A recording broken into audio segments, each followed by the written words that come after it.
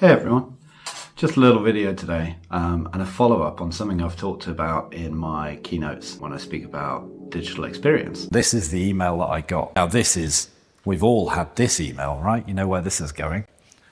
Dear 6E customer, who's that? And how many times have we been forced down this road by bad digital experience? So I was not only in the digital void, I was literally drowning. So I was sitting here with this spammy email from the airline thinking my world had fallen apart. And then 2 hours later, I got a phone call. And it was Amex. Now this is the interesting part about digital and human interaction coming together. My phone rang and the guy said, Mr. Jarvis, we think you've got a problem. A change has been made and it's affected your journey. Now, the important thing up front from a client experience point of view, they didn't ask me my password, they didn't ask me my mother's maiden name, they didn't ask me my third pet's name or any of that nonsense. They just went, you've got a problem, we're here to fix it. And I've got 3 options for you.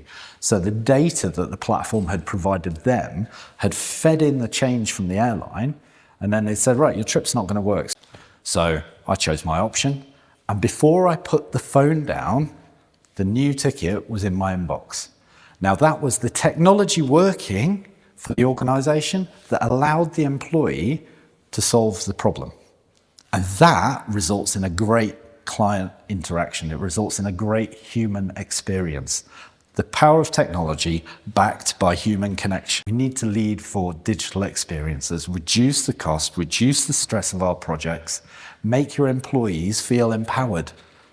And you can make your customers feel like they're the only person in the world, because that's what you actually want.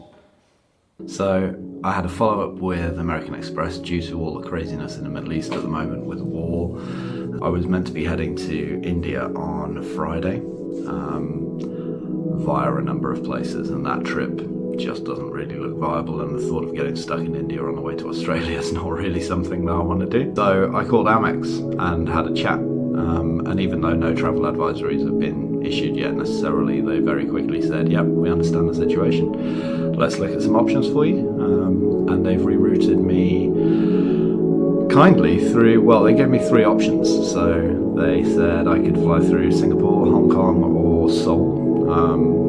Looked at the times, looked at when I could get there, looked at when I needed to be there, and they were happy to put me on Korean Airways and fly me through Seoul. Very, very quick. It was probably a 30-minute chat on their app, on their website, so I didn't need to worry about sitting in a queue and going through press 1 for this, press 2 for that. They knew my account, they knew all my booking details, and it was just an absolutely seamless experience. So my Chennai hotel got cancelled. I've been refunded for the flight from Chennai down to Cairns, and now it looks like I'm heading off to Sydney first on Friday. Well, get there on Saturday morning. But the digital experience there was really human-led this time. So the guy that I spoke to, Des, shout out to Des at Amex, he did a superb job. And I'm comfortable now that I'm going to get to where I need to go and can avoid all the conflict that's going on. My thoughts and prayers to everyone that is caught up in that, and to all the GSS people that are coming from that region. I really hope you get there safely. And if anyone can help you, Amex probably can.